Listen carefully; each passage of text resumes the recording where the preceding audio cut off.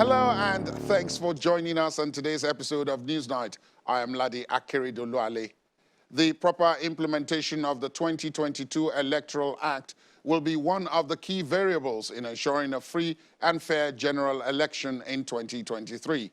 My guest on the program today, a chieftain of the opposition People's Democratic Party, PDP, also thinks that in spite of the security situation, the election will go ahead. But my guest thinks the power supply situation in Nigeria will not change significantly for the better until the country returns to the roadmap set out during former President Olusegun Obasanjo's administration. Newsnight talks to former Minister of Power and Steel Development and former governor of Nigeria's South-South state of Cross River, Senator Liyel Imoke. Your Excellency, thank you for your time. Welcome to the program. It's been quite a while. Yes, it has. Thank you so much for having me again, Ladi. Between when we spoke last and today, quite a lot has happened on the political scene. But let me begin with what some would refer to as the seminal happening, and that is the Electoral Act 2022.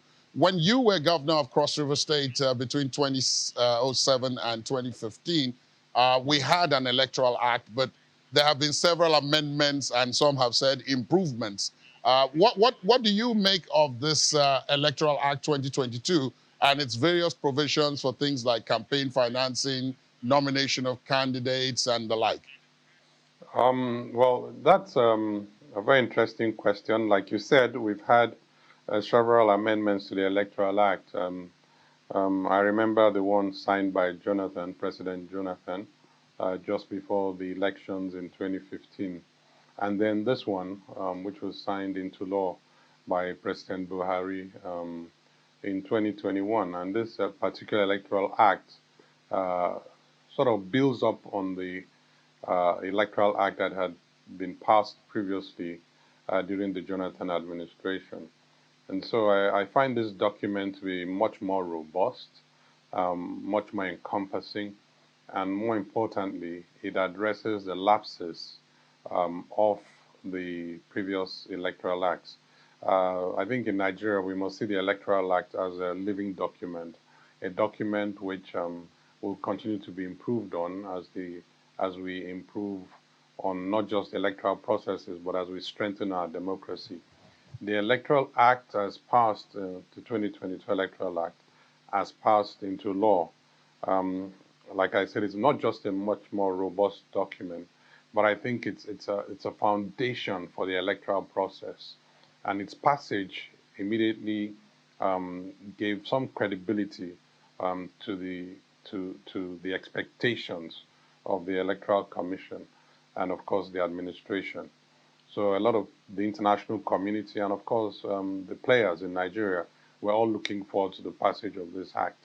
And I think its passage certainly brings more credibility and possibly authenticity to the 2023 elections. This particular Electoral Act addresses a lot of fundamentals. Of course, the most spoken about is, of course, the electronic transmission of results. And we've seen its application in a couple of elections, the Ekiti election and the Osun election. And I think these elections are certainly much more credible than previous elections. We are looking forward to its full implementation in the coming 2023 general elections. I think that its components and its provisions certainly would make a big difference and have an impact. In terms of its amendments with regard to financing, funding of elections, and all the other things that are contained in the document, I must say that those improvements are, of course, things that we must agree with. But more importantly is enforcement. It's one thing to have a law. It's another thing to be able to enforce its provisions. It also contains provisions for sanctions and consequences, which, if we must build our democracy, must be enforceable. Prosecution must happen, and of course, there must be consequences. And once there are consequences, people tend to act more responsibly.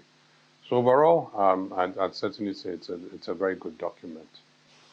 Well, you are a senator, and you were a two-term governor, and so you one would expect that the more tight the laws are, the less room there is for political maneuvering. Quite a number of the politicians I've spoken to have said that the tightening of these laws leave little room for politics. So I don't know if politically it's a better thing to have tighter laws, or for there to have precedents in the sense that you have people being able to negotiate their way through things and come up with solutions that are more political than legal. Well, I think for me, I would like to say that at this stage in our democracy, what's more important is not so much the political, because we, the politicians, as you know, are players, and you know what I mean. All players must play by the rules, and the rules must be the same. If the rules are too broad, then of course, naturally, we will take advantage of such rules. You know, as politicians, you know, there's a tendency amongst us to want to look for the loopholes, you know, in the act, in the law, where we can take advantage, you know, and you know, get a benefit from. But I don't think that that should be the case. I think that what we have is an evolving process, and if we're going to strengthen it, then we must be guided by these rules. We've been a bit we've been a we've been a bit reticent about this among some of the politicians. But more importantly, I would say that, you know, when you have rules and you have sanctions and you have an enforcement, you know, then it also builds on just not just the integrity of the processes, but also on its acceptability. There are a few other things that I think should be considered, you know, in future electoral acts. You know what I mean? There are issues of, you know, belonging to political parties and being able to cross carpets, and a few other things that I think are important as our democracy grows, that will strengthen our processes and, of course, bring more credibility um, to each election. You have a unique experience in that you were a senator and then you went on to be a governor, which means that you were in the National Assembly and then you went on to the executive arm of government, having straddled both the legislative and the executive arms of government. There were those who said in the process of putting together this electoral act, the National Assembly seemed to some extent to have shot itself in the foot, especially in the run-up to things that happened in the primary season and all of that. So I'm going to ask you about the process of putting together these kind of laws and the various interests that come to play. As a former member of the National Assembly, how do you think this process evolves? And do you think that perhaps sometimes, because the National Assembly is trying to look out for the benefit of everybody else, they may forget that they themselves are, in fact, players in the system and that they should also look out for their own interests? Well, I would say that yes, it's a process that is usually handled at the National Assembly by law, constitutionally. But there's a component of the passage of this act that is the executive component, that is the signing into law by the president, and that gives us room to make some amendments, as the case may be, and as we've seen in the past, where observations of the nature of which you're speaking to are made. In the case of the National Assembly, yes, the impression we have is that the Electoral Act, some provisions of it were self-serving, but the majority of the provisions, in fairness, in National Assembly were not self-serving. They were actually provisions that actually add value to the electoral process. Those components or those provisions that seem to be self-serving with respect to the National Assembly all relate to the relationships of between the National Assembly and, of course, the executive, usually at the state levels. And what happens is that there's a perception that the executives at the state tend to have an overbearing influence over the elections. So, in the process of amending the law, the National Assembly tried to address that issue, tried to reduce the overbearing perception of overbearing influence of the executive arm when it comes to party processes, party primaries, and selection of candidates. And I think in a bid to achieve that, yes, they might have shot themselves in the foot, um, as we saw through this last process. But I believe that there's still room after these elections to make further amendments to the Electoral Act. Some of these things must be addressed, not necessarily by legislation, you know what I mean, but by evolving political processes that seem to be fair.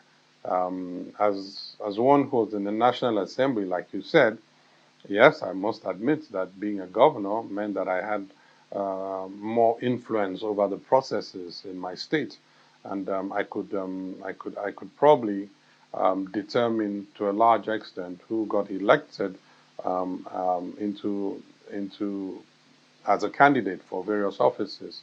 But I've seen instances where, irrespective of the strength of the executive, those who are strong politically in the National Assembly have managed to return to the National Assembly repeatedly, even with the opposition of the executive. So there's no hard and fast rule, but I would continue to say that as the democracy matures, you know, and as we see these particular issues, that some of them can be addressed by legislation. Some of them would probably be addressed by interaction. But overall, I think there's been significant improvement both in the relationships and, of course, with the law in place. It's also strengthened the INEC, the umpire for these coming elections. You were, as I said, in the National Assembly, and some of what has been said is that the National Assembly benefits from long tenured office holders. But there's been a high rate of attrition in terms of the movement in and out at the House of Reps and at the Senate, whereas the executive arm has benefited where most of the governors, the president, local government chairman, and so on serve the maximum constitutionally allowed terms. Incidentally, in the case of the National Assembly, there's no limit to the amount of terms they can serve, but yet they are the ones who have the largest number of people, you know, rolling out on the musical chairs. What is it that is being done wrong? And I ask you because I know you are someone who has managed that process at both ends very, very well. When you were a senator, you had a very good relationship with your governor. And then when, of course, you went on to be governor, you had a very good relationship with those who were in the National Assembly from your state and from your party. So where is it that it seems as if we're getting the relationship management wrong? Because if we don't get that right, it does appear as if we might have development challenges as we have continually. Oh, I think let me start from our culture and some of the provisions of our laws and our constitution. Um, our laws and and the provisions of our constitution um, continue to talk about zoning arrangements, and you know that ultimately affects outcomes in elections. So what you have is a situation where you could have a credible candidate in the National Assembly representing effectively, but there's some understanding in his community or his constituency that the offices are zoned, and that when offices are zoned, then you must comply with those zoning arrangements. There's some, I've had situations where in some constituencies, the House of Reps position is zoned for one term, and there's an adherence to the zoning. And so people occupy the office for one term and are taken out as a result of zoning. And a non-compliance with the zoning arrangement may lead to a loss in the general election. And these are some of the issues that we need to address. Should we zone these offices, particularly the National Assembly offices, in the manner in which we zone them in some constituencies? Or should we strengthen the National Assembly by returning as many of them that are performing into office? I'm a supporter of long tenure. When I was in office, and I made sure that all those who were in the National Assembly from my political party had at least a second term in office. It was hardly possible for me to not support that because of the importance of the second term. And of course, a third term and a fourth term. You know, we had a senator who became the leader of the National Assembly because we gave him 3 terms in the National Assembly. And of course, that should have played out to the advantage of the state. Um, the benefits that accrue to the state are significant for long tenured office holders, especially where they are credible. Uh, with regard to relationships, I think it's also another issue. The relationship between a governor and his National Assembly members is also important. And we've seen situations where there's conflict. We've also seen situations where there's been an understanding of the relationship. And the National Assembly members, we've seen some of them go out of their way to strengthen their influence in their constituencies. And even where a governor may attempt to remove them from office, the National Assembly members would return to office because they've strengthened their relationship and their influence with their constituents. And the constituents repeatedly vote them back into office. On the other hand, you have people who go on and say, this man has been there for too long. You know, it's time for him to go. I have a member of the National Assembly in my state who has done 5 terms, you know, and is soliciting for another term in office. And people are saying, no, this man, this is too long.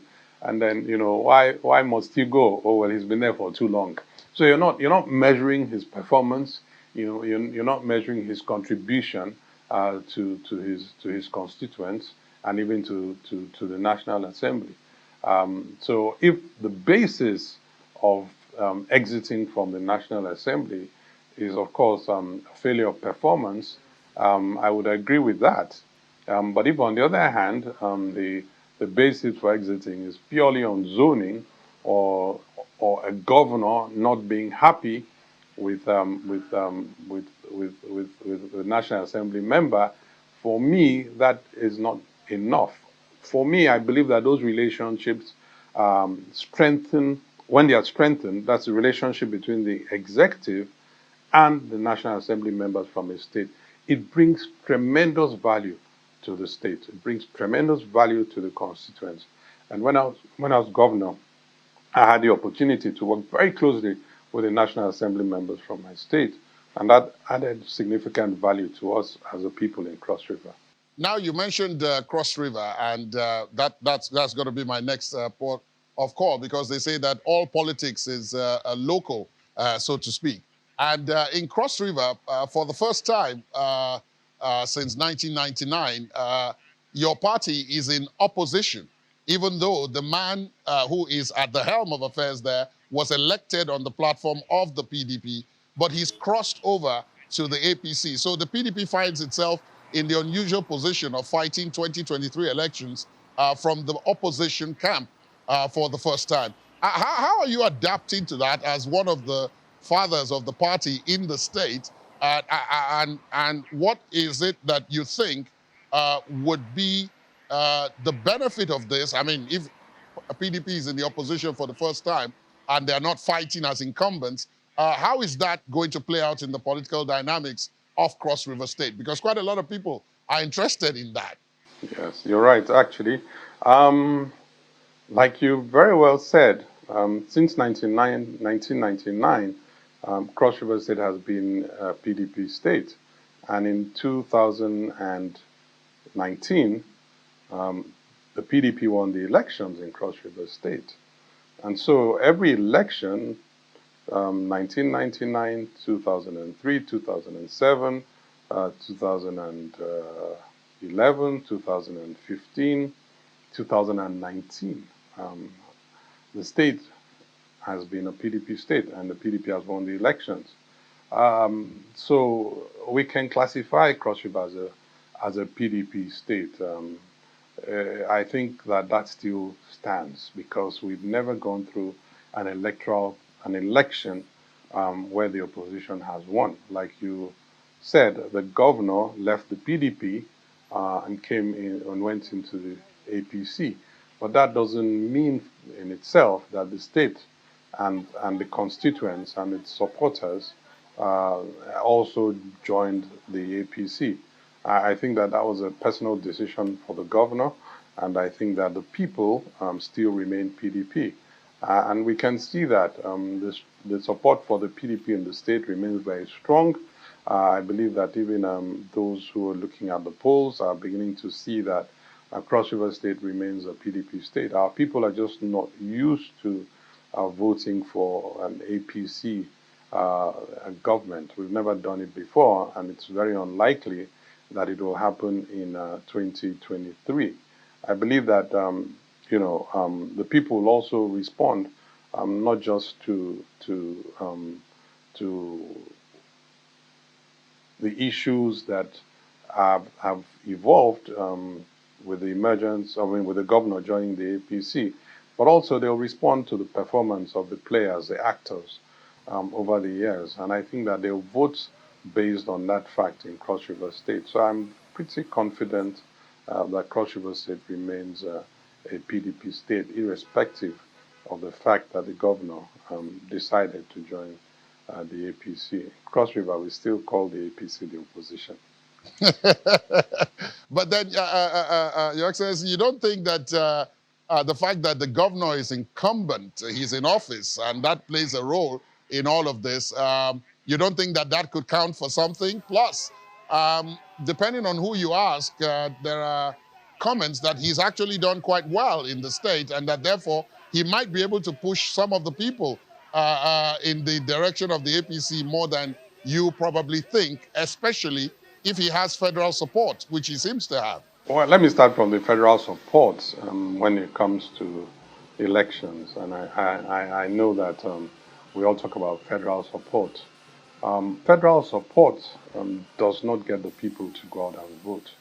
I'm pretty satisfied with the new technology that will be adopted for these elections, the BVAS voting systems. And I think that adds credibility to the electoral process. So the people will come out and express themselves. Like you said, some people may say that he's done well, but there are also a few people that say he may not have done as well. And I think that he is not in the election in any case. So the people are going to be more responsive to those who are participating in the process, and their manifestos, and of course their experiences, and of course what they are bringing to the table will count. So, in spite of the fact that he may have the power of incumbency, I believe that it's something that is considered odd, the APC in Cross River State. And as the process evolves, we're beginning to see that the PDP has a very strong chance of taking back the state in the coming elections. And of course, naturally, there'll be a number of people who would be in the APC because of the fact that you have in the APC a governor who's migrated to the APC. But that will also change when the governor from the PDP emerges. It's natural. So we're not overly concerned about the fact that the governor is in the APC, and of course all his appointees are with him in the APC. PDP still has a strong National Assembly leadership. As you know, the National Assembly members in Cross River State did not go with the governor because they thought it better, and they stood a better chance of winning the elections by remaining in the PDP. And I believe that that is what will play out in the coming elections.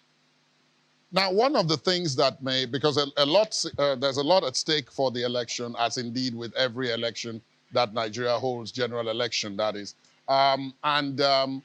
But one of the things that may make the 2023 election slightly different from all the elections we've had since 1999 is this issue of security and what the country has gone through in more recent memory in terms of security breaches and security threats and challenges right across all the geopolitical zones.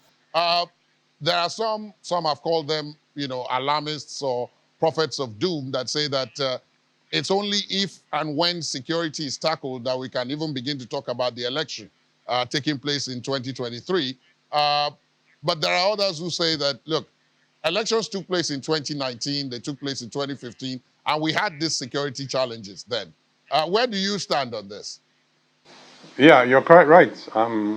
The elections took place in 2019. We're active participants in that process. And of course, there was, at that time, Boko Haram was raging, as it were. Then we had the kidnappings of the Chibok girls and everything else that was going in the Northeast. But that did not deter the Electoral Commission from conducting those elections. In fact, I remember a Council of State meeting where I repeatedly raised the issue of security and received the confirmation and affirmation of the then chairman of the Electoral Commission and the security agencies that they were ready to conduct the elections and that the elections will actually be free and fair. And they went ahead to conduct those elections. And as you very well know, those elections were considered free and fair, given the fact that the PDP lost the elections in 2015, going into 2019. So those 2015 elections were elections that were conducted under a reasonable state of insecurity. I believe that the security situation in the country now is worse than it was in 2015. That's a fact. But in spite of that fact, I believe that there's still hope for a better future. And that is the basis of strengthening not just the Electoral Commission, but also that is the basis of the security agencies working hard to build confidence among the electorate that they can secure the nation for the purposes of the elections. So I believe that working collaboratively, we should be able to conduct elections across the country. The security situation, in spite of the current security situation in the country, and I think efforts are already being made in that regard to address some of these security challenges. And INEC just recently released some guidelines that even provide for voting in IDPs and the processes of voting in IDPs. And I think that is taking cognizance of the fact that we have these challenges, and not just that we have these challenges, but that in the past, these challenges have been issues that had to be addressed during the electoral process. So I think INEC is very proactive in this regard, and I believe that the people will be confident, not just with INEC, but of course with the efforts of the security agencies to secure the electoral process come 2023. So yes, I believe that in spite of the security challenges, we could have credible elections in 2023, provided, of course, that the situation does not deteriorate any further than it is now. The PDP, as you referenced earlier, lost the elections in 2015, and most people considered the elections credible, in some cases because the PDP lost. In 2019, it also lost the elections for the second time. And do you think that, with the benefit of hindsight, because a lot was made about the PDP's record in government at that time, economic record, its political record, the idea that it had, tended to think that, being in power, it was going to remain in power. There was a famous statement quoted to one of its national chairmen then, who said that the PDP will be in power for 60 years, which some interpreted as arrogance on the part of the party. But with benefit now of hindsight, having been out of federal power for more than 7 years now, do you think the party has learned any lessons from this period? And if so, what was it that it got wrong that led to its losses in 2015 and 2019, which it is now going to correct? Well, yes, I think it would be a disaster for us not to learn from our experience, especially our failures. The reason that you fail is so you can learn. And I think as a political party, the PDP lost the elections in 2015 um, because of some of these facts that you've raised in your question. But having said that, I think also the Nigerians were looking for something different, change. You know what I mean? And that change was not purely determined or by the performance or failure of the PDP. I think there's broad acknowledgement across board that the PDP administration, between especially your Obasanjo administration, 1999 to 2007, were probably the best years of our democracy.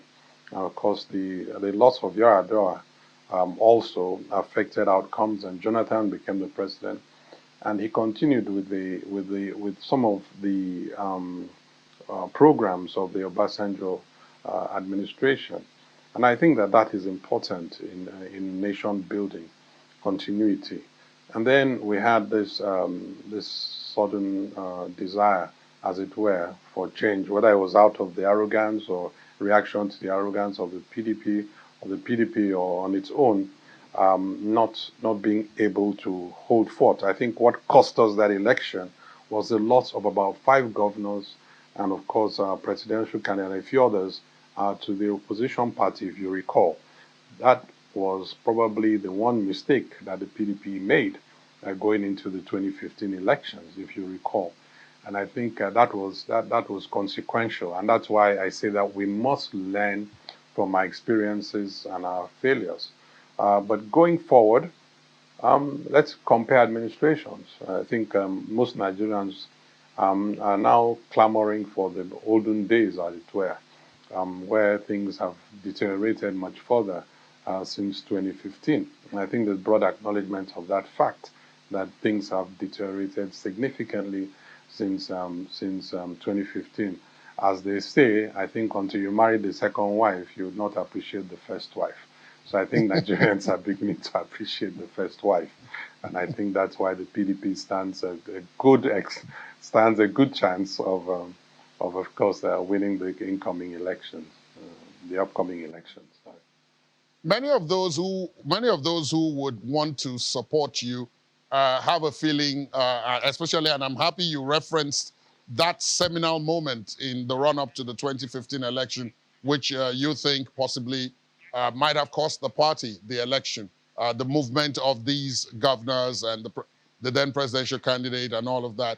But there's a feeling or a sense, if you like, of deja vu about all of this. Your Excellency, we cannot run from the fact that it does appear as if there is, some level of friction within the party at the moment. Now, without mentioning names or the roles played by whoever it is, are you not worried about what is going on at this point, especially because you referenced that that's what cost the party the election of 2015? Um, Ladi, worried is a strong word. I think we're optimistic people. Best to be optimistic. I think that in political parties there are disagreements, and of course it's human nature. I believe that those agreements can be resolved. Fortunately for us, we're not in the same situation that we were in 2015. We're not talking of governors leaving the party to join another party. We're talking of internal issues that need to be resolved. And I think that to that extent, they can be resolved. And I pray that the parties can resolve these issues going into the elections. But like I said, this is different from 2015, where we still have the wranglings are more internal. They haven't been externalized to that extent. And I believe that between now and the general elections, and in fact the campaigns, there's still opportunity for rapprochement. So let us go and take advantage of it.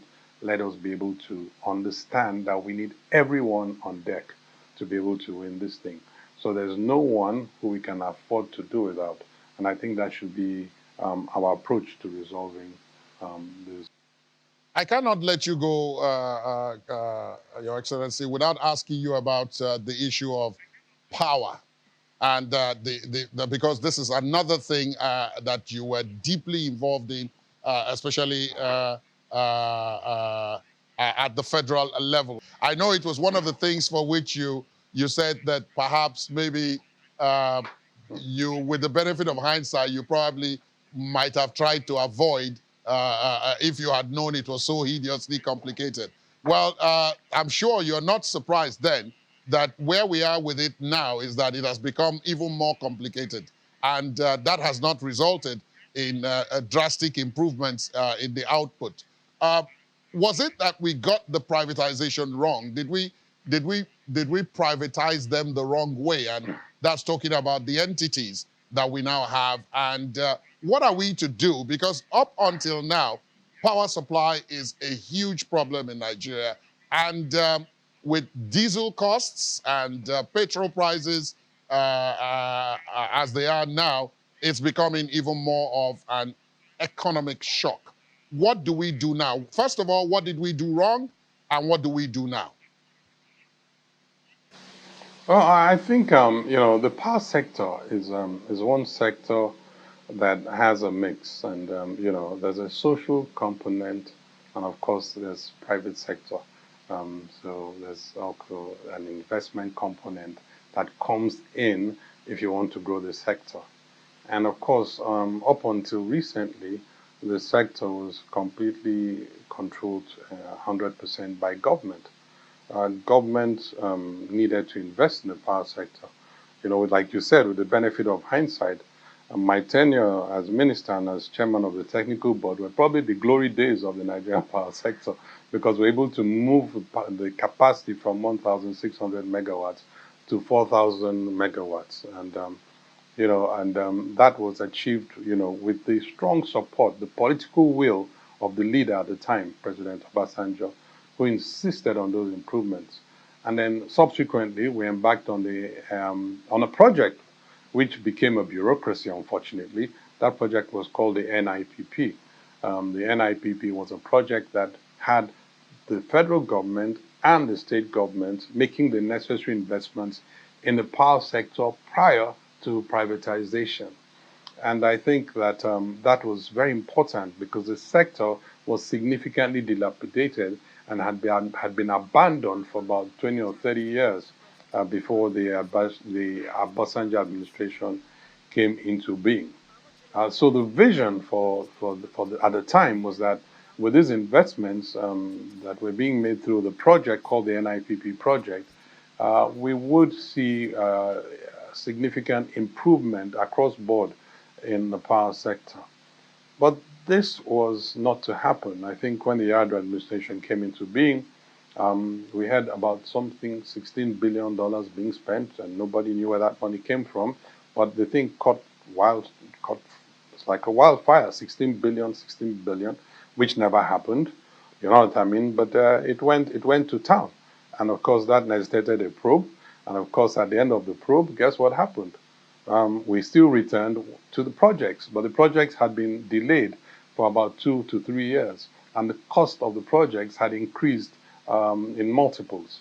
So the project that had been initially conceptualized to cost less than $3 to $4 billion was now costing, I think, maybe 10 or more $billion for the same project. And of course, we also saw the project move from being a project to becoming a bureaucracy, and so we have this huge bureaucracy now that was now running this seeming NIPP project. So that led to significant challenges, and of course, in the process, there was already electric power sector reforms. If you recall, the Power Sector Reform Act was passed in 2005, and it provided for gradual implementation of the reforms. If you recall, there were the distribution companies and of course the generation companies were unbundled, and that process went very well. The unbundling process went very well. We saw revenues increasing in terms of collection. And all this was provided for in the Reform Act leading up to the privatization. But somewhere along the line, I think the Obasanjo administration came to an end, and of course, the Yar'Adua administration came to an end. And then we had new management at the Bureau of Public Enterprises, and we embarked on a wholesale privatization of the electricity distribution, electricity generation companies that had been unbundled.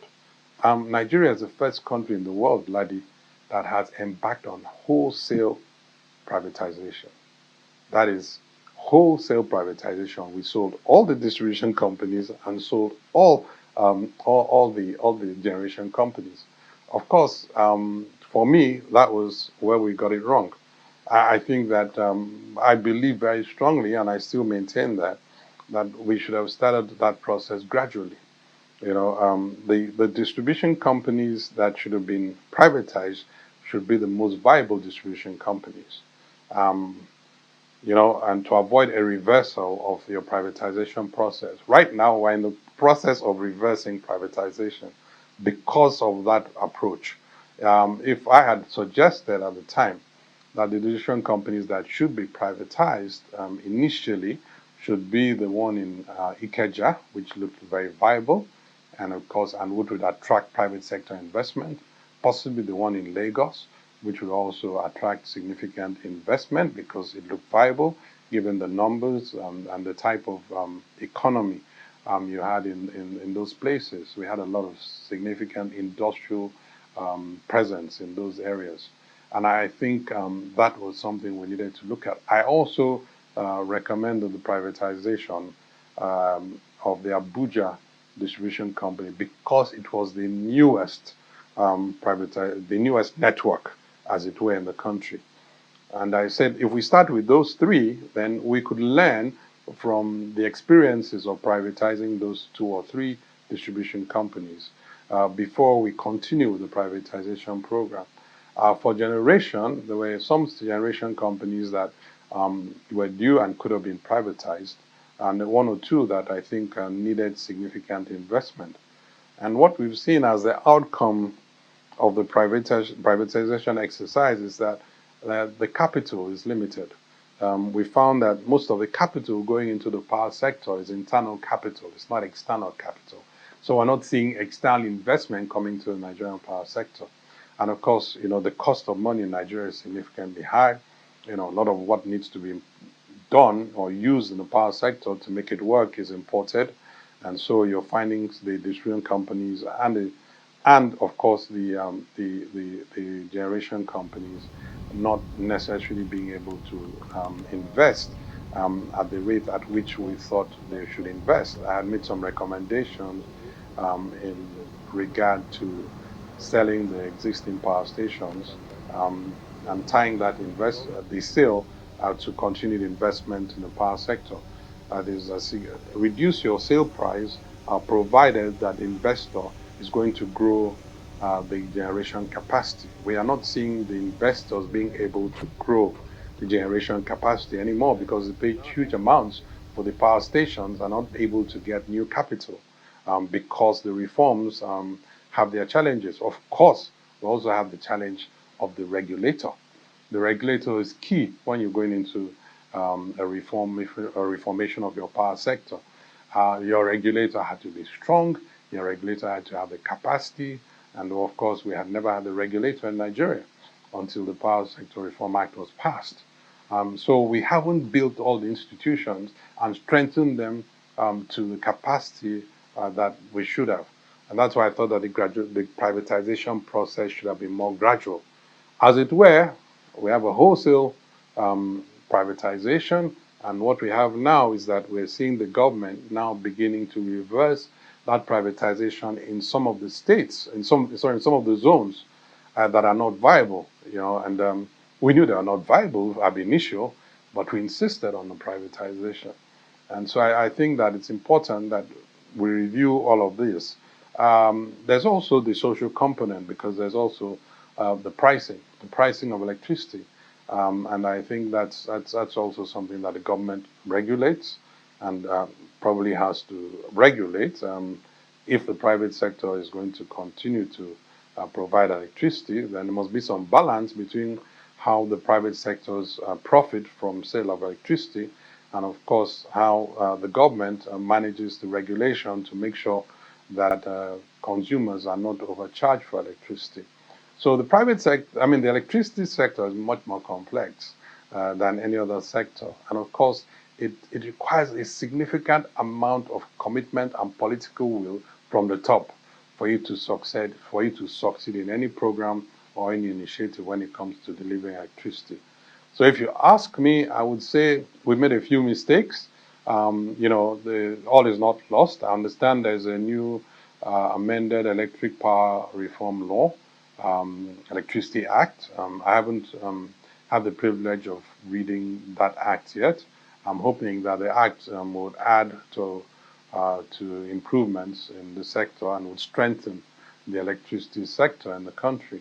I think it's unfortunate that after all these years, we're still not able to address this challenge. I understand there's some new capacity coming on board, you know what I mean, but it's also difficult. I was recently speaking with the managing director of Azura, and Azura, was one project that they thought would be a model for the Nigerian generation, private sector investment in generation. But Azura is running into great difficulty, and if not for the support of the World Bank and a few other investors, we would have great challenges with the Azura project. In fact, I still believe we still have that. So there are lessons that we must learn from all the experiences and look back and say, you know what, we've made a few mistakes here and there. Let's amend our act.